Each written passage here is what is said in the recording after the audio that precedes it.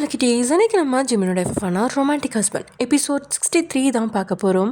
So it's must imagine yourself. And நீங்கள் நம்ம channel subscribe பண்ணிக்கோங்க. கூடவே இந்த பெல் ஐக்கானும் கிளிக் பண்ணிக்கோங்க. அண்ட் உங்கள் ஃப்ரெண்ட்ஸ் அண்ட் ஃபேமிலிஸ்க்கு ஷேர் பண்ணுங்கள்.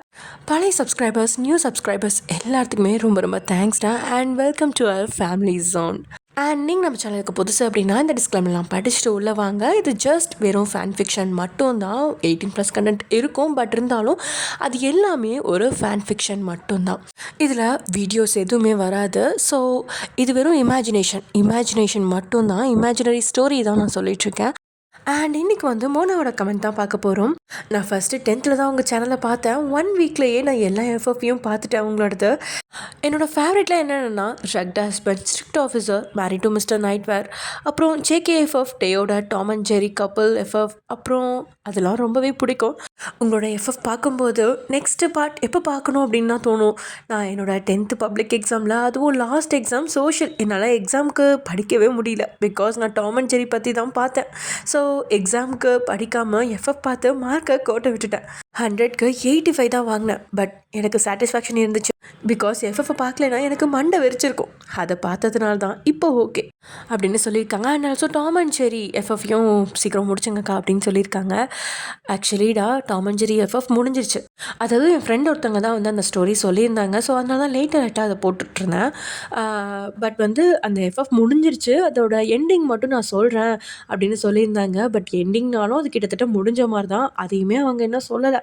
அவங்களும் கொஞ்சம் பிஸியாக இருக்காங்க. ஸோ அதனால நானும் அவங்கள டிஸ்டர்ப் பண்ணல. ஸோ சாரிடா, இதுவே எண்டிங்காக நீங்கள் நினச்சிக்கோங்க. அவ்வளோதான். டே வந்து எல்லா தடைகளையும் உடைச்ச வயன் கூட அவன் நல்லபடியாக சேர்ந்துட்டான் இல்லையா? ஸோ அவ்வளோதான், அது முடிஞ்சிருச்சு அப்படின்னு நினச்சிக்கோங்க. So Tom and zari completed. நான் என்ன முறைமாவே வந்து பாதியிலே விட்டு வச்சுருக்கேன். அதுவும் அவங்க சொன்னது தான். அதுவுமே வந்து இன்னும் ஒரு 2 எபிசோடை நான் முடிக்க பார்க்குறேன்டா. ஆக்சுவலி இப்போ ரொம்ப வந்து டைட்டில் போயிட்டுருக்கு. அதனால தான் என்னால் இதுவே கண்டினியூ பண்ண முடியல. ஸோ அதனால் அதையும் நான் முடிச்சிடறேன் சீக்கிரமே, கவலைப்படாதீங்க. அண்ட் ஆல்சோ என்னடா அக்கா அப்படி சொல்கிறாங்கன்னு நினைக்காதீங்க. பட் ஃபஸ்ட்டு படிப்பு தாண்டா முக்கியம். நீங்கள் படிங்க, எக்ஸாம் எழுதுங்க, எல்லாத்தையும் முடிச்சுட்டு வந்து பொறுமையாக அதை பார்க்கலாம், தப்பே இல்லையே. ஏன்னா எக்ஸாம் அந்த டைமுக்கு மட்டும் தான் நடக்கும். படிக்கிறது அந்த டைமுக்கு மட்டும் தான் படிக்க முடியும். பட் இந்த சேனலில் வீடியோஸ் எல்லா நேரமும் இருக்கும், எல்லா நேரமும் இருக்கும், எப்போ வேணாலும் பார்க்கலாம். ஸோ அதனால படிப்பு முக்கியம். ஃபஸ்ட்டு படிப்பை கவனிங்க, அப்புறம் இதை பாருங்க. ஏன் நைட் நம்ம ரிலாக்ஸ் பண்ணுற டைம் நிறையா இருக்கு இல்லையா? அந்த டைமில் கூட பார்க்கலாம். இதே தான் ஃபுல் அண்ட் ஃபுல் பார்க்கணுன்ற அவசியம் கிடையாது. இது என்னோட சின்ன அட்வைஸ். பட் அட்வைஸ் பண்ணுறேன்னா, ஆனால் எனக்குமே ஒரு ஸ்டோரியை ஃபுல்லாக முடிக்கலைன்னா மண்டையே வெடிச்சிரும். அதை முடிச்சுட்டு தான் அடுத்த வேலையை பார்க்க ஆரம்பிப்பேன். ஸோ ஓகே, என்னால் முடிஞ்ச அட்வைஸ் நான் கொடுத்துட்டேன். ஆனால் அட்வைஸ்னால் யாருக்கு தான் பிடிக்கும்? எனக்கு கூட பிடிக்காது தான், அதான் உண்மை. நான் ஏதாவது தப்பாக சொல்லியிருந்தா சாரிடா. அண்ட் வாங்க நம்ம வீடியோக்குள்ளே போகலாம். லாஸ்ட் எதில் முடிச்சிருந்தோம் அப்படின்னா, வண்டி நின்னதுமே அந்த பொண்ணு முதல்ல இறங்க, அதுக்கப்புறம் ஜேகே பைக்லேருந்து இறங்கினவன் எல்லோரும் கூடியிருப்பாங்க அப்படின்னு தெரியும். ஆனால் எல்லோரும் போயிருக்கக்கூடாதா அப்படின்னு நினச்சபடி தான் பக்கத்தில் இருந்தவளை கூட்டிகிட்டு அவங்க முன்னாடி வந்து நிற்கிறான். யாருக்குமே ஒன்றுமே புரியல, எதுக்காக இவன் வந்து இப்படி நிற்கிறான் அப்படின்னு. ஆனால் அவங்கள முதல்ல பார்த்து அப்படியே ஸ்தம்பிச்சு உறைஞ்சி நின்னவ சாரா மட்டும்தான். அவளுக்கு அவள் தலையில் கிட்டியே இறங்கின மாதிரி அப்படி ஒரு அதிர்ச்சி. பூமி 2ஆக பிழந்து உள்ளே போயிட மாட்டோமா அப்படின்ற நிலமையில தான் தலை கிறுகிறுக்க நின்றுட்டுருக்கா. அதுக்கு காரணம் பக்கத்தில் இருந்த பொண்ணு கீதா. அவள் கழுத்தில் தொங்குது தாலி. ஜேகே வண்டி நிறுத்திட்டு கீதா பக்கத்தில் போய் உள்ளவா போகலாம் அப்படிங்கிற மாதிரி கண்களால் கூப்பிட, அவளோ உள்ளே போகாமல் அங்கேயே நின்றுட்டுருக்கா. என்ன ஆச்சு உனக்கு அப்படின்னு அவளை பார்த்தவன் கண்ணில் அவள் கழுத்தில் தொங்குன அந்த புது மஞ்சள் தாலி தெரியுது. ஏ கீதா, இப்போ எதுக்கு அந்த தாலியை எடுத்து வெளியே போட்டிருக்கா, உள்ளே போட அப்படின்னு அவன் சொன்னதும் அவ்வளோ அதுக்கப்புறம் தான் அதை அவசரமாக எடுத்து உள்ளே போட. அவ்வளோ நேரமும் யாருக்கும் அது பெருசாக தெரியல. அவங்க முன்னாடியே அவள் செஞ்ச அந்த செயலுக்கு அப்புறம் தான் இது வரைக்கும் பார்க்காதவங்க கூட அதை பார்க்குறாங்க. சாரா பக்கத்தில் இருந்த அவளோட அப்பாவோ, நினச்சேன் அன்னைக்கு ஹாஸ்பிட்டலில் அந்த பயலை அப்படி பார்த்தப்பவே இப்படி என்னைக்காவது ஒரு நாள் வந்து நிற்பான்னு. எப்படிப்பட்ட மாப்பிள்ளைக்கு இப்படிப்பட்ட தம்பி, எல்லாம் நேரம் வீட்டில் ஏதாவது ஒன்று இப்படி தான் அடங்காமல் தெரியுதுங்க அப்படின்னு அவர் சொல்லும்போது அது கொஞ்சம் தள்ளி நின்றுட்டு இருந்த மீனாட்சி காதலியும் விழதான் செய்து. உடனே சரவணன் அவள் கையை ஆறுதலாக பற்றினவன் அவளை பார்த்து கண்களை சிமிட்டியிருக்கான். ஆமாம், இப்போ எதுக்கு இவள் உள்ள நுழையாமல் இங்கேயே நின்று எல்லாருக்கும் ஷோ காட்டிகிட்ருக்கா அப்படின்னு ஜேகேக்கு கடுப்பு ஒரு பக்கம் இருக்க. அதை குரலில் காட்டாமல் கீதா உள்ளவா அப்படின்னு அவன் அவளோட கையை பிடிச்சு கூப்பிட்டுட்டு போக, அதுக்கு மேலே இந்த இடத்துல நிற்க முடியாத சாரா, அப்பா என் ஃப்ரெண்டு கூப்பிடுறா, நான் வீட்டுக்கு கொஞ்சம் முன்னாடி போகவா அப்படின்னு அவளோட அப்பா கிட்ட சாரா அனுமதி கேட்க, அவளை முறைச்சவர், வரும்போது தான் தனியாக வந்த, இப்போ போகும்போதும் நீ தனியாக போகணுமா, இரு சேர்ந்தே போவோம் அப்படின்னு அவர் கொஞ்சம் கண்டிப்போடையே சொல்லிட, அவளோட நிலை அவளுக்கு மட்டும்தானே தெரியும். ஜேகே கரெக்டாக கீதாவை உள்ளே அழைச்சிட்டு வரக்கும் கொஞ்சம் முன்னாடி தான் ஜிமினும் நீங்களும் வீட்டிலேருந்து வெளியே வரீங்க. வந்ததும் ஜேகே பக்கத்தில் நின்றுட்டு இருந்த அந்த பொண்ணையும் அவள் கழுத்தில் இருக்கிற தாலியையும் பார்த்த ஜிமினுக்கு உண்மையில் ஒரு நிமிஷம் ஒன்றுமே புரியல. தான் தம்பியா இப்படி அப்படின்னு அவனே அதிர்ச்சியாகி நிற்க, இதுக்கு மேலே தான் இங்கே இருந்தால் நல்லா இருக்காது அப்படின்னு உணர்ந்த சரவணன் மீனாட்சி ஜிமின் கிட்ட மறுபடியும் சொல்லிக்கிட்டு கிளம்ப பார்க்க, ஆனால் ஜிமினோ, இருங்க சரவணன், எங்கே போகிறீங்க அப்படின்னு கேட்க, அவனும் அது இல்லை சார், இது உங்கள் ஃபேமிலி மேட்டர், நாங்கள் இங்கே இருந்தால் நல்லா இருக்காது. இப்போ நீங்களும் என்னோட ஃபேமிலி தான், என் தம்பி உங்களுக்கும் தம்பி தான், எல்லோரும் வீட்டுக்குள்ளே வாங்க அப்படின்னு எல்லாருக்கிட்டேயும் பொதுவாக சொன்னபடியே ஜிமின் உங்களை அழைச்சிட்டு உள்ளே போக, சே இந்த பிரச்சனைக்கு தான் இவளை ஹாஸ்டலில் சேர்த்து விட்றேன்னு சொன்னேன், அழுது ஆர்ப்பாட்டம் பண்ணி ஏன் கூடவே வந்து கழுத்த இருக்கிறான் அப்படின்னு எரிச்சலோட நினச்சவனுக்கு கீதாவோட நிலைமையை நினச்சும் கொஞ்சம் கவலையாக தான் இருக்குது. எல்லாருமே வீட்டுக்குள்ளே நுழைய இங்கே குற்றவாளிக்கு உள்ள நிற்கிற மாதிரி தான் கீதாவை அழைச்சிட்டு உள்ளே வந்த ஜேகே நின்றுட்டுருக்கான். அவன் பக்கத்தில் கீதாவும் நிற்க, ஜிமின் தான் அம்மாவை தான் பக்கத்தில் உட்கார வச்சு அவரை உணர்ச்சி வசப்படாமல் இருக்கும்படி சொல்லி ஏற்கனவே சமாதானப்படுத்தி தான் வச்சுட்டு இருந்தான். அதனால் அவரும் எதுவும் பேசாமல் ஜேகே என்ன சொல்லுவானோ அப்படின்னு வயிற்றுல நெருப்பு கட்டிட்டு தான் பார்த்துட்டு இருக்காங்க. சொல்லு ஜேகே, என்னாச்சு, எங்கே போன, காலையிலேருந்து உன்னை காணோமா? ஒரு நீண்ட பெருமூச்சு இழுத்து விட்ட ஜேகே, காலையிலேருந்தே இல்லைண்ணா, நேற்று நைட்டில் இருந்தே நான் வீட்டில் இல்லை அப்படின்னு சொல்லும்பொழுதே அவனோட பார்வை சாரா இருக்கிற இடத்துக்கு போக, சாரா வேணும்னே அவன் பார்வையில் படாத மாதிரி மறைஞ்சு நின்றுக்கிட்டான். அவனும் தான் ஃபோன் எடுக்கல அப்படின்னு தான் கோமா இருக்கா அப்படின்னு நினச்சவன், இந்த பிரச்சனை எல்லாத்தையும் முடிச்சுட்டு முதல்ல நம்ம அளவை பார்க்கணும் அப்படின்னு நினச்சவன், இது கீதாண்ணா, அந்த பொண்ணோட பேரை கேட்கல, அந்த பொண்ணு ஏன் இங்கே நிற்குதுன்னு கேட்குறேன் அப்படின்னு ஜிமின் கேட்க, நேற்று நைட்டு நான் வெளியே கடைக்கு போயிருந்தேண்ணா, அப்போ கீதா எனக்கு கால் பண்ணிச்சு, என்னோட காலேஜ் ஃப்ரெண்டு தான்ண்ணா, இவங்க அம்மாவுக்கு சீரியஸ்னு சொல்லி எனக்கு கால் பண்ணிச்சு. ஏற்கனவே ஒரு தடவை அவங்க அம்மாவுக்கு ஹார்ட் அட்டாக் வந்து நான் தான் அவங்கள ஹாஸ்பிட்டல் அட்மிட் பண்ணியிருக்கேன். உங்கள் அண்ணன் வீட்டில் இல்லைன்னா நீ இந்த வேலையெல்லாம் பார்த்துட்டு தெரியுறாடா அப்படின்னு தனக்கு தெரியாமல் தான் மகன் இப்படியெல்லாம் தெரிஞ்சிருக்கானா அப்படின்னு ஒரு ஆதங்கத்தில் ஜிமினோட அம்மா பேசிடா, அம்மா நான் தப்பு எதுவும் செய்யலையே, ஒரு உயிரை காப்பாற்ற தானே செஞ்சேன் அப்படின்னு சொல்ல, இங்கே அவன் அம்மா அமைதியாயிட்டாங்க. சரி மேலே சொல்லு அப்படிங்கிற மாதிரி ஜிமின் ஜேகேவை கூர்மையாக பார்த்துட்ருக்கான். ஆல்ரெடி ஹார்ட் அட்டாக் ஆனதுனால ஹார்ட் வீக்காக இருக்குது, ஷாக் நியூஸ் எதுவும் அவங்களுக்கு சொல்லாதீங்கன்னு சொல்லித்தான் டாக்டர் அனுப்பி வச்சார், அதனால் கொஞ்சம் கேர்ஃபுல்லாக பார்த்துக்கணும்னு நானும் சொல்லி தான் அனுப்பினேன். கீதாக்கு அவங்க அம்மாவை தவிர வேறு யாரும் கிடையாதுண்ணா, அதனால் அவங்க ஆப்ரேஷனுக்கு அப்புறம் கொஞ்சம் பண உதவியெல்லாம் நான் தான் பண்ணிகிட்டு இருந்தேன். ஏன்னா அவங்க அம்மா வேலை செஞ்சு தான் இவ்வளோ கஷ்டப்பட்டு அவளை படிக்க வச்சாங்க. இப்போ அவங்க அம்மா படுத்துகிறோம், ஒரு பொண்ணோட படிப்பு கெட்டக்கூடாதுங்கிறதுக்காக நான் தான் ஹெல்ப் பண்ணேன். நீங்கள் எனக்கு கொடுக்குற காசு பாதியை அந்த பொண்ணுக்கு கொடுத்துருவேன். நல்லது தான் பண்ணியிருக்க, ஆனால் நான் கேட்டதுக்கு பதில் இன்னும் கிடைக்கல அப்படின்னு ஜிமின் இன்னுமே கோவமாக தான் கேட்குறான். அட பாவீங்களா, ஒரு நல்லது பண்ணால் இப்படியாடா கூட்டமாக சேர்ந்து என்னை கும்மி அடிப்பீங்க, ஏதோ பண்ணக்கூடாத பண்ணிட்ட மாதிரில ஒவ்வொருத்தன் பார்வையும் இருக்குது. இதில் இந்த சாராக்கு என்னாச்சு, ரொம்ப ஓவராக பண்ணுறா. இதுவே ஒரு பையனை நான் கூட்டிகிட்டு வந்திருந்தா சாதாரணமாக எடுத்திருப்பாங்க, பொண்ணுன்றதுனால தான் இவ்வளோ சீனே அப்படின்னு மனசில் நினச்சபடியே ஜிமினை பார்த்தவன், நேற்று அவங்க அம்மாவுக்கு ரொம்ப உடம்பு முடியாமல் போயிடுச்சு, எனக்கு ஃபோன் பண்ணி கூப்பிட்டா, நானும் போனேன். நான் போகிறதுக்குள்ளே ஆம்புலன்ஸ்க்கு கால் பண்ணி ஹாஸ்பிட்டலுக்கு போயிட்டாங்க. ஆனால் நான் ஹாஸ்பிட்டலுக்கு போனால் அன்ஃபார்ச்சுனேட்லி அவளோட அம்மா இறந்துட்டாங்க அப்படின்னு அவன் சொல்லும்பொழுது பக்கத்தில் உள்ள கீதாவோ திரும்ப அழுக ஆரம்பிச்சிட்டா. ஷோ, திரும்பவும் அழுகியா, இப்போ தான் கஷ்டப்பட்டு சமாதானப்படுத்தி கூட்டிகிட்டு வந்தேன் அப்படின்னு மனசுக்குள்ளேயே ஜேகே பேசினபடியே. அப்போ தான் நான் கீதாவையும் நல்லா பார்த்தேன், கழுத்தில் தாடியோடு நின்று கதறிட்டு இருந்தா. என்னாச்சு கீதான்னு கேட்டேன். அவளோட முறைப்பையனை கல்யாணம் பண்ணிட்டு வந்திருக்கா, அதை பார்த்து தான் அவங்க அம்மாவுக்கு அதிர்ச்சியாகி ஹார்ட் அட்டாக் வந்து இப்படி ஆயிடுச்சு. நான் உங்ககிட்ட படித்து தானே சொன்னேன், எதுக்கு இப்படி செஞ்ச, உனக்கு என்ன அவசரம் அப்படின்னு கேட்டேன். அதுக்கு அவனோட அத்தை பையன் வீட்டில் பிரச்சனை பண்ணாங்க, அதனால் 2 பேரும் கல்யாணம் பண்ணிக்கிட்டோம் அப்படின்னு அது இதுன்னு சொன்னான். ஆனால் பாஸ்ட் இஸ் பாஸ்ட், எல்லாமே முடிஞ்சு போச்சுன்னு சொன்னான். சரி நானும் கிளம்பலான்னு தான் பார்த்தேன். ஆனால் கீதா என்கிட்ட அழுதுட்டு வந்து அவள் அத்தை பையன் இவளை கல்யாணம் பண்ண கையோட வீட்டில் விட்டுட்டு ஊருக்கு வேலை தேடி போயிருக்கானா, தனியாக வீட்டுக்கு போகிறதுக்கு பயமாக இருந்துச்சுன்னு சொல்லிச்சு. ஏன்னா கீதா அவங்க அம்மாவோட சடங்கு எதுவும் செய்ய வேணான்னு சொல்லிட்டா. அதனால் அங்கேருந்த சவக்கிடங்களையே அவங்களுக்கு செய்ய வேண்டிய எல்லாமே செஞ்சு முடிச்சுட்டு நான் கீதாவை அவங்க வீட்டில் விட தான் போனேன். ஆனால் கீதா தான் எனக்கு அங்கே போக பயமாக இருக்குது அப்படி இப்படின்னு சொல்ல, சரி வா நான் உன்னை ஹாஸ்டலில் சேர்த்து விட்டுறேன்னு காலையிலேருந்து 2-3 ஹாஸ்டல் ஏறி இறங்கிட்டோம். இவன் நேரமோ என்னமோ தெரியல, ஹாஸ்டலில் ரூம் கிடைக்கல, எல்லாமே ஃபுல்லாக இருந்துச்சு. ஆக்சுவலி ரூம் எல்லாம் இருந்துச்சு தான், ஆனால் இவ தான் போக மாட்டேன்னு ஒரே ஆட்டம். அதை ஏனோ எல்லாத்துக்கு முன்னாடியும் ஜேகே சொல்லாமல் மறைச்சு இப்படி சொல்லிட்டான். வேறு வழி எதுவும் இல்லாமல் தான் இங்கே கூட்டிகிட்டு வந்தாண்ணா அப்படின்னு ஜேகே நடந்த உண்மையை அப்படியே சொல்ல, அதை கேட்டு உங்கள் அப்பாவோ இதுக்கு மேலே நம்ம இங்கே இருக்கணுமா, கிளம்பலாமா வசந்தி அப்படின்னு சொன்னதும் என்ன ஆச்சுப்பா அப்படின்னு நீங்கள் சொல்ல, அவன் உங்கள் எல்லாரையும் முட்டாளாக்கிட்டு இருக்கான். என்ன? ஆமாம், அவன் சொல்கிற கதையை நீங்கள் வேணால் நம்பலாம், என்னால் நம்ப முடியாது. அப்பா என்ன பேசுகிறீங்க நீங்கள்? ஜேகே பற்றி உங்களுக்கு என்ன தெரியும் அப்படின்னு நீங்கள் வேற அவனுக்கு வரைஞ்சி கட்டிட்டு வர. உங்கள் அப்பா எனக்கு அவனை பற்றி எதுவும் தெரியாது தான், ஆனாலும் அவங்க 2 பேரும் வெளி இடத்துல எப்படி இருந்தாங்கன்னு ஒரு தடவை நான் பார்த்துருக்கேன். அதை வச்சு சொல்கிறேன். அந்த பையன் உண்மையை சொல்லலை, பக்கத்தில் இருக்கிற அந்த பொண்ணுக்கிட்ட கேளுங்க அவன் சொல்கிறது உண்மையா இல்லையான்னு அப்படின்னு உங்கள் அப்பா சொன்னதை கேட்டு ஜிமினுக்கும் கோவம் வர. அதை பார்த்து நீங்கள் கண்களால் கெஞ்ச. இப்போது ஜிமினோட அம்மா தான், இந்தாம்மா பொண்ணு, உன்னை பற்றி தானே பேசிகிட்டு இருக்கோம், வாயை திறந்து எதுவும் பேசாமல் இருந்தால் என்ன அர்த்தம் சொல்லு. இவ்வளோ நேரம் என் பையன் சொன்னது உண்மை தானே, அதை எல்லார் முன்னாடியும் சொல்லு.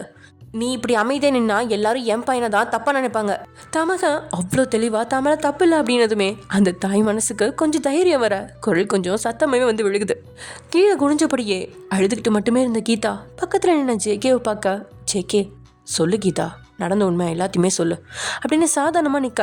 அடுத்த நிமிஷம் கீதாவோ ஜேகேவோட காலில் விழுந்து, என்னை மன்னிச்சிடுங்க சீனியர், என்னை மன்னிச்சிடுங்க, என்னால் பொய் சொல்ல முடியாது அப்படின்னு கதறிக்கிட்டு அவள் அழுக. ஜேகேக்கு தான் ஒன்றுமே புரியல. அவன் குழப்பமாக கீதாவை பார்த்து, ஏ கீதா என்ன அப்படின்னு அவன் அணிச்சு செய்யலாம் அவள் பக்கத்தில் இருந்து நகர்ந்து நிற்க.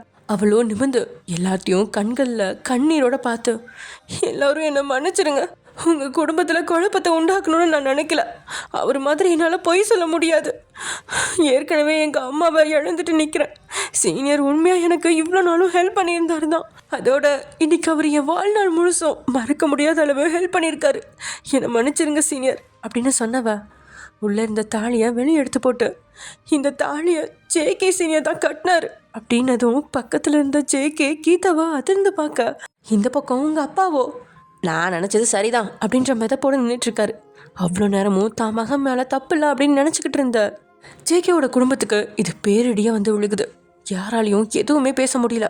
அவனோட அம்மா மட்டும் அவள் சொல்கிறத ஏற்க முடியாமல், ஏய் பொய் சொல்லாத, என் பையனை பற்றி எனக்கு தெரியும் அப்படின்னு சண்டைக்கு போக ரொம்பவே கஷ்டப்பட்டு பாக்கியா தான் அம்மாவை தான் பக்கத்தில் பிடிச்சி வச்சுருந்தவ கீதாவை நேருக்கு நேராக பார்த்து, நீ சொல்கிறது உண்மையா அப்படின்னு கேட்க, நான் அவரை மாட்டி விடணும்னு சொல்லலை, அம்மா இறந்து காலையில் அடுத்து என்னன்னு தெரியாமல் யோசிச்சுட்டு இருக்கும்போது தான் சீனியர் உனக்கு நான் இருக்கேன்னு சொல்லி பக்கத்தில் இருந்த கோவிலுக்கு கூட்டிகிட்டு போய் நானே எதிர்பார்க்காத நேரத்தில் என் கழுத்தில் தாலி கட்டினார்.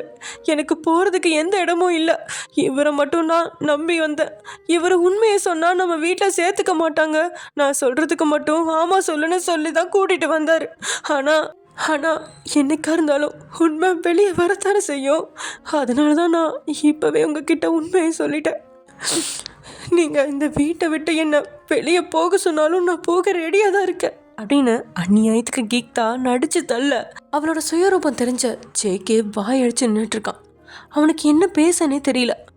தான் ஒரு நல்ல எண்ணத்தில் அவகிட்ட பழகி உதவி செஞ்சுருக்கோம் அப்படின்னு சின்ன நன்றி கூட இல்லாமல் இப்படி தான் வீட்டுக்கு முன்னாடி தன்னை குற்றவாளியாக நிற்க வச்சிட்ருக்கா அப்படின்னு நினைக்க கீதா மேலே அவ்வளோ ஆத்திரம் தான் வருது. ஆனால் அது எதையுமே காட்ட முடியாத சூழ்நிலையில் தான் 2 கையும் கட்டினபடியாக அவன் நின்றுட்டுருக்கான். ஜிமினுக்கு தன் தம்பியை பற்றி நல்லாவே தெரியும். இப்படி ஒரு தப்பை அவன் கண்டிப்பாக செஞ்சுருக்க மாட்டான் தான்.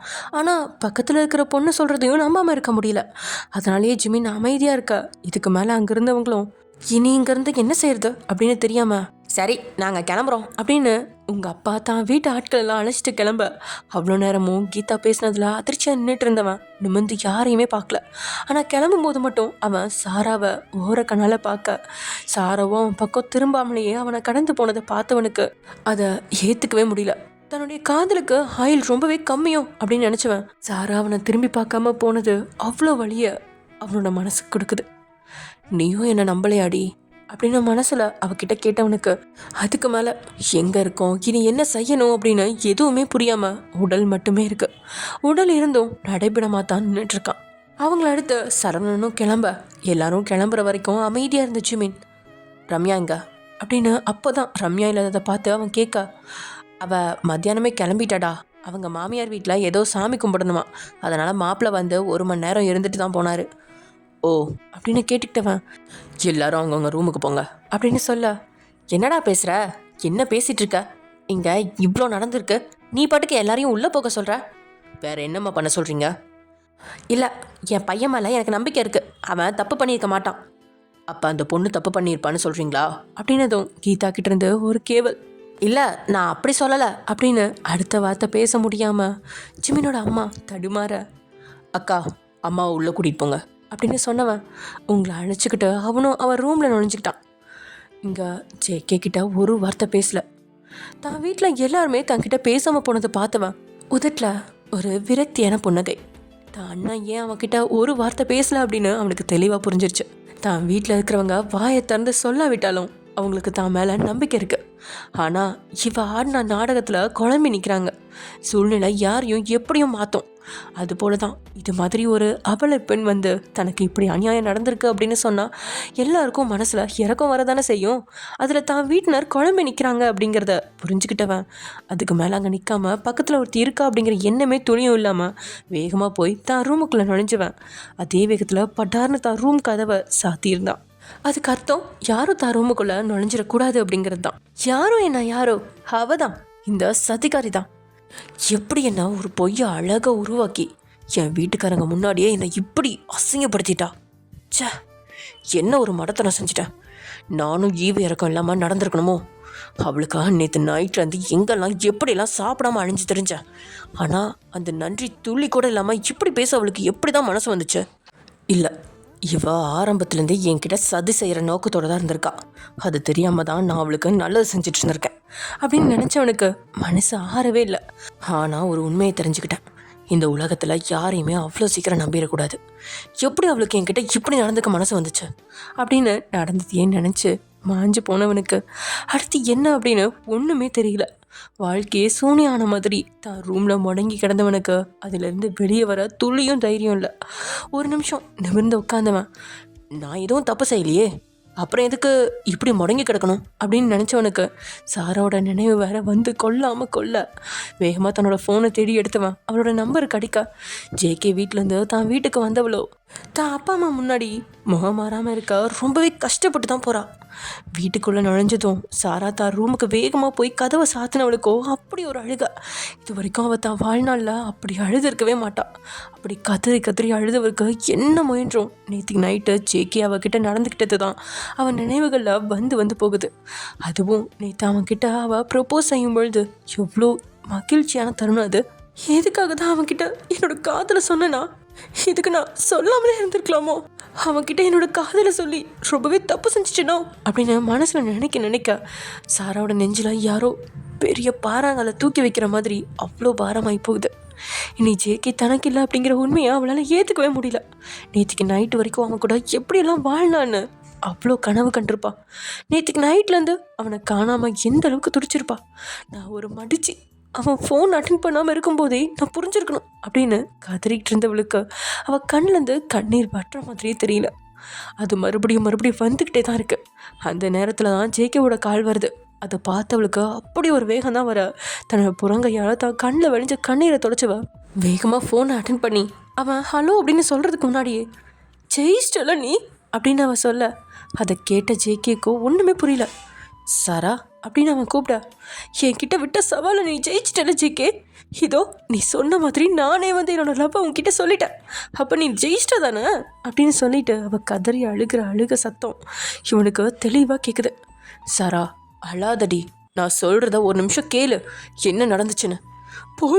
போதும் ஜேகே, இதுக்கு மேலே என்கிட்ட எதுவும் பேசாத. என்ன நடந்துச்சு எப்படி நடந்துச்சுன்னு கீதா தான் சொல்லிட்டாளே, இதுக்கு மேலே நீ சொல்லணுமா? அப்போ நீ என்ன நம்பலையா சாரா? இன்னும் என்னை முட்டாளாவே நினச்சிட்டு இருக்கேன் ஜேகே. ஆனால் நான் உண்மையை சொல்ல போனா இன்னும் நான் முட்டாளாக தான் இருக்கேன். நீ வேற பொண்ணு கழுத்தில் தாலி கட்டிட்டாங்கிற உண்மை இன்னும் எனக்கு உரைக்கவே மாட்டேங்குது. அது நம்புறதுக்கு அவ்வளோ கஷ்டமாக இருக்கு. என்னால் ஏற்றுக்கவே முடியல அப்படின்னு அழுது தீர்த்தவளோ சந்தோஷமாயிரு அப்படின்னு கடைசியாக சொல்லிட்டு ஃபோனை கட் பண்ணவ அந்த ஃபோனை தூக்கி சவுத்தில் எரிஞ்சிட்டா. அதே சமயம் இங்கே ரூமுக்குள்ளே நுழைஞ்ச ஜிமின் எதையுமே பேசாமல் அமைதியாகவே உட்காந்துட்ருக்கா. நீங்கள் ஒரு கட்டத்துக்கு மேலே முடியாமல் ஜிமின் அப்படின்னு அவனோட தோள் மேலே கையை வைக்க அவனும் நிமிந்து என்ன அப்படிங்கிற மாதிரி உங்களை பார்க்குறான். எனக்கு என்னமோ ஏதோ தப்பாக இருக்கிற மாதிரி இருக்குது ஜிமின் அப்படின்னு சொல்கிறீங்க நீங்கள். அப்படியே உங்களை நிமிந்து பார்த்தவன் என்ன தப்பாக இருக்கு அப்படின்னு கேட்க அந்த பொண்ணு சொன்னதெல்லாம் உண்மை மாதிரியே தெரியல. எப்படி சொல்கிற எப்படின்னு காரணம்லாம் கேட்காதீங்க, எனக்கு மனசுக்கு படுது. உங்கள் அப்பாவே இதுக்கு சாட்சியாக இருக்காரு. அந்த பொண்ணு கூட இவன் வெளியில் சுற்றிருக்கானோ. ஆமாம், அதுதான் எனக்கும் யோசனையே இருக்குது ஜிமீன். அப்படி கேர்ள்ஸ் கூட வெளியே சுற்றுற கேரக்டர் கிடையாது ஜேகே, எனக்கும் தெரியும். எனக்கு ஒன்றுமே புரிய மாட்டேங்குது கோயன். ஜேகேவை ஃபுல்லாக நம்பவும் முடியல, நம்பாமல் இருக்கவும் முடியல. நம்ம வீட்டு பையன்றதுனால அந்த பொண்ணு மேலே எல்லா தப்பையும் போடக்கூடாது இல்லையா? மனசாட்சியோடு நடந்துக்கணும். நீ சொல்லு, அந்த பொண்ணு ஏழைன்னு சொல்லுது. அப்படி இருக்க பொண்ணு எப்படி துணிஞ்சு வந்து இப்படி எல்லாரும் முன்னாடியும் இப்படி போய் சொல்லுமா என்ன? அந்த மாதிரி பொண்ணுங்க எல்லாம் கண்டிப்பாக இங்கே வந்து இப்படி பேச பயப்படுவாங்க. இந்த பொண்ணு மூஞ்சை பார்த்தா அப்படி பிளான் பண்ணி பேசுகிற மாதிரியே எனக்கு தெரியல. குழந்தை மூஞ்சி மாதிரி இருக்குது. நம்ம வீட்டு பையன்றதுனால தப்பை ஃபுல்லாக அந்த பொண்ணு மேலே போட நான் விரும்பலை. உங்கள் அப்பாவே பார்த்துருக்கேன்னு சொல்லும்போது எனக்கும் கொஞ்சம் டவுட்டாக தான் இருக்குது அப்படின்னு ஜிமின் சொல்ல. இல்லை ஜிமின், முதல்ல ஜேகே பேசும்போது எந்த தடுமாற்றமும் இல்லை. நார்மலாக எப்பவும் பேசுகிற மாதிரி தான் பேசினான். நீங்கள் இதை கவனிச்சிங்களா? பொய் சொல்கிறவன் ஏதாவது ஒரு இடத்துல தடுமாறுவான் ஜிமின். ஆனால் ஜேகே எப்பவும் போல் கேஷுவலாக பேசுகிற மாதிரி தான் பேசினான். அதுவும் அந்த பொண்ணு அது அவன் கட்டின தாலின்னு சொல்லும்போது ஜேகேவோட மூஞ்ச பார்த்தீங்களா? எப்படி ஷாக்கானா? ஆமாம், உண்மையாவா மறைச்சி வைக்க நினச்சான். அந்த பொண்ணு எல்லாரும் முன்னாடியும் சொன்னால் ஷாக்காக தானே செய்வான். அது இல்லை ஜிமின். போது வயன், என் தம்பி செஞ்ச தப்ப நீ நியாயப்படுத்த வேண்டாம் சரியா அப்படின்னு அவன் கோவமாக சொல்ல. அவனோட மனநிலை புரிஞ்சு நீங்களும் அதுக்கு மேலே அவன்கிட்ட எதுவும் வாதாடல. அப்படியே அமைதியாயிட்டீங்க. உங்களோட அமைதியை பார்த்த ஜிமின், வயன் அந்த கபோர்டில் க்ரீன் கலர் ஃபைல் இருக்குது, எடுத்துகிட்டு வா அப்படின்னு சொன்னதும் சரின்னு நீங்களும் எழுந்து போய் அந்த ஃபைலை எடுத்துகிட்டு வந்து அவன்கிட்ட கொடுக்க அவனும் அதை வாங்காமல் வா அப்படின்னு உங்களை அழைச்சிட்டு பாக்யாவோட ரூமுக்கு முன்னாடி நின்று அவங்க ரூமை கதவை தட்ட உள்ளே இருந்த 2 பேருமே ஜேகேவை பற்றின டிஸ்கஷனில் தான் இருக்காங்க. இவன் போய் கதவை தட்டவும் பாக்யா தான் யார் அப்படின்னு திறந்து பார்க்க ஜிமினை பார்த்து என்னடா அப்படின்னதும் உள்ளே வரலாமாக்கா? வாடா, என்ன பர்மிஷனாக கேட்டுட்டு வர அப்படின்னு பாக்யா உள்ளே கூப்பிட பின்னாடி நின்றுட்டு இருந்த அவங்களோட கையும் பிடிச்சு உள்ளே அழைச்சிட்டு வரான் ஜிமின். இவங்க வரவும் பெட்டில் சாஞ்சு உட்காந்துருந்த சுகாவும் எழுந்து வாங்க ஜிமினா அப்படின்னு சொல்ல உட்காருங்க மாமா, உங்கள் 2 பேர்த்துக்கும் ஒன்று ரெடி பண்ணியிருந்தேன். பட் ஃபங்க்ஷனில் அதை கொடுக்க முடியல, கொஞ்சம் பேப்பர்ஸ் வர டிலே ஆகிடுச்சு. என்ன அப்படின்னு 2 பேரும் ஒருத்தர் பார்க்க அவனும் உங்ககிட்ட கண்ணை காட்ட நீங்களும் தலையாட்டி அந்த ஃபைலை அவங்க 2 பேர்த்தையும் திறக்க வச்சு அவங்க 2 பேர் கையிலையும் கொடுக்குறீங்க. அதை வாங்கின சுகா சுருங்கின நெத்தியோட அதை பிரித்து பார்க்க பாக்யாவுக்கு அது என்ன அப்படின்னு தெரியல. அவளும் சுகாவும் அதை திறந்து என்ன அப்படின்னு பார்க்க 1/2 மணி நேரம் தொடர்ந்து அதை படித்ததுக்கப்புறம் தான் அவங்களுக்கு அது என்னன்றதே புரியுது. புரிஞ்சதும் சுகா உங்களை பார்க்க லக்ஷ்மி, ஐயோ நான் எதுவும் சொல்லலை அப்படின்னு வாயை திறந்து அவன்கிட்ட சொல்ல அக்கா எதுவும் சொல்லலை மாமா, உங்கள் 2 பேர்த்துக்கும் அவ்வளோ வேண்டாதவனா நான் போயிட்டேனா? 2 மாதம் முன்னாடியே வேலை போயிருக்கு, என்கிட்ட சொல்லவே இல்லை அப்படின்னு ஜிமின் கொஞ்சம் ஆதங்கமாக கேட்க அதை கேட்டு 2 பேர்த்துக்குமே ஷாக்கு தான். சொல்லுங்க மாமா, ஏன் என்கிட்ட சொல்லலை? அது அவருக்கு வேறு வேலை ஏதாவது கிடைச்சிரும்னு நினச்சாரு, ட்ரை பண்ணிட்டு தான் இருக்காரு ஜிமின். போகிற இடத்துல ஓவர் குவாலிஃபிகேஷன் சொல்லி அனுப்பி வச்சிடுறாங்க. இந்த வாரம் கூட 2-3 கம்பெனிக்கு போகணும் தான் சொல்லிட்டு இருந்தாருடா. வெளியே எந்த கம்பெனியில் வேணாலும் ட்ரை பண்ணுவீங்க, ஆனால் என்கிட்ட சொல்ல மாட்டீங்க அப்படி தானே? அப்படி இல்லை ஜிமினா, எதுக்கு எல்லாரையும் டென்ஷன் பண்ணிக்கிட்டு? எப்படியும் எனக்குன்னு ஒரு ஜாப் அரேஞ்ச் பண்ணிடுவேன். அது எனக்கும் தெரியும் மாமா, நீங்கள் எப்படியும் அரேஞ்ச் பண்ணிடுவீங்கன்னு. ஆனால் உங்களோட கஷ்டத்தில் நானும் பங்கெடுத்துக்கணும்னு நினைக்கிறேன். இந்த 2 மாதமும் நீங்கள் 2 பேரும் எந்த அளவு மனசளவில் கஷ்டப்பட்டிருப்பீங்க. என்கிட்ட சொல்லியிருந்தா நான் ஒரு ஆறுதலாவது இருந்திருப்பேன் இல்லையா? சரி அதெல்லாம் விட ஜிமினா, இது என்ன அப்படின்னு அந்த ஃபைலை கட்டி சுக்கா கேட்க அதை படிச்சிருப்பீங்க தானே மாமா, என்னன்னு உங்களுக்கே தெரிஞ்சிருக்குமே. இந்த மாதிரி எந்த ஹெல்ப்பும் நீ பண்ணிடக்கூடாதுன்னு தான் நான் எதுவும் சொல்லலை. இப்போது ஜிமினுக்கு கோவம் வர, ஆமாம் நான் என்ன உங்களுக்கு அப்படி ஹெல்ப் பண்ணிட்டேன்?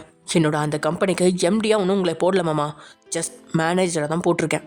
அதுக்கு நீங்கள் தகுதியானவங்க தான். உங்களோட எக்ஸ்பீரியன்ஸை பற்றி எனக்கு தெரியும். அது மாதிரி உங்களுக்கு என்ன லைன் நல்லா வரும்னு பார்த்து தான் அதில் போட்டிருக்கேன். அதுவும் இல்லாமல் அந்த பிரான்ச்சுக்கு போய் என்னால் அடிக்கடி பார்க்க முடியல, அது கொஞ்சம் டல்லாக தான் போயிட்டுருக்கு. நம்பிக்கையான ஆளாக தேடிட்டு இருந்தேன், மாமான்ற உரிமையில் இதை கூட நான் பண்ணக்கூடாதா என்ன?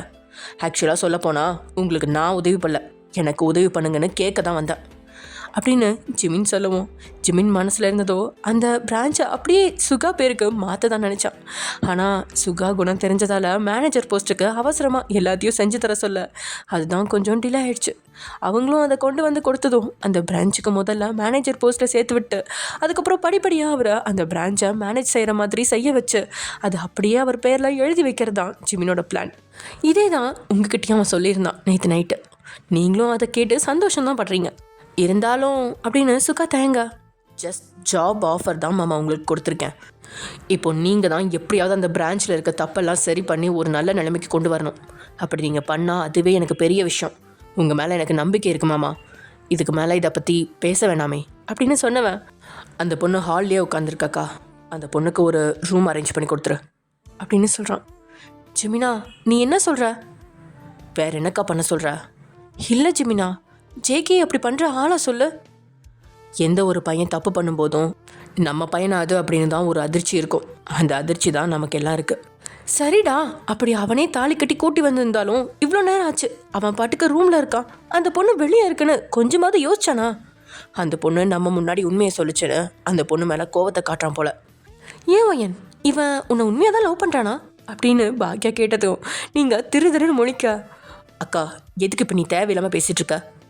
இல்லைடா, இப்போ ஒருத்தர் மேலே காதல் இருந்தா எவ்வளோ பிரச்சனை சுற்றி வரட்டுமே, எவ்வளோ பிரச்சனை வந்தாலும் அந்த பார்ட்னர் கூட சேர்ந்து இருக்கணும்னு தானே எல்லாரும் நினைப்பாங்க. இப்போ நீ சொல்கிற மாதிரியே வர, அந்த பொண்ணுக்கு அவன் விருப்பப்பட்டு தாலி கட்டியிருந்தானா அந்த பொண்ணு உண்மையை சொன்னதுக்கு கோவமாக இருந்தாலும் அந்த பொண்ணை ரூமுக்குள்ளே கூட்டிகிட்டு போயிருக்கணும் தானே. அப்படி கூட்டிகிட்டு போய் கோவத்தை காட்டலாமே அப்படின்னு பாக்கியா சொல்லவும், உங்கள் எல்லாருக்கும் என்னாச்சு? எப்போ நீங்கள் எல்லாருமே இவ்வளோ செல்ஃபிஷாக மாறினீங்க அப்படின்னு ஜிமின் கேட்டதும், டேய் ஜிமினா. லக்ஷ்மி, நீ அமைதியாரு. அதைத்தான் நானும் இவகிட்ட சொல்லிட்டு இருந்தேன் ஜிமின். எது உண்மை எது பொய்ன்னு நமக்கு தெரியல, சம்மந்தப்பட்டவங்க தான் சொல்லணும். ஆனால் சம்மந்தப்பட்டவங்க 2 பேருமே 2 விதமாக பேசினா குடும்பத்தில் குழப்பந்தான் வரும். இதுதான் சரின்னு என்னாலையும் ஒரு முடிவுக்கு வர முடியல. எனக்கு இந்த விஷயத்த கொஞ்சம் ஆற போட்டால் தான் விடை கெடுக்கணும்னு தோணுது அப்படின்னு சுகா சொல்கிறான். என்னடா நடக்குதுங்க, இப்படி ஏகப்பட்ட குட்டையை குழப்பி வச்சுருக்கீங்களே அக்கா அப்படின்னு என் மேலே நீங்கள் கோவப்படுறது எனக்கும் புரியுது தான். பட் இருந்தாலும் என்ன பண்ணுறது, கலகம் பிறந்தா தானே வழி பிறக்கும். ஜேகே கீதாவை ஏற்றுப்பானா? இல்லை ஜேகே வீட்டில் இருக்கிறவங்க கீதாவை ஏற்றுப்பாங்களா? உங்களுக்கு எப்படி தோணுது? கீதா வேணுமா வேணாமா? ஒருவேளை ஆஃப்டர் மேரேஜ் காதல் இந்த பக்கம் மாறுன்ற மாதிரி ஜேகேவோட லவ் அப்படி கீதா மேலே மாறிடுமோ? உங்களோட கருத்துக்களை கீழே கமெண்ட்ஸில் சொல்லுங்கள். ஓகே ஃப்ரெண்ட்ஸ், பாய். நம்ம நெக்ஸ்ட் வீடியோவில் பார்க்கலாம்.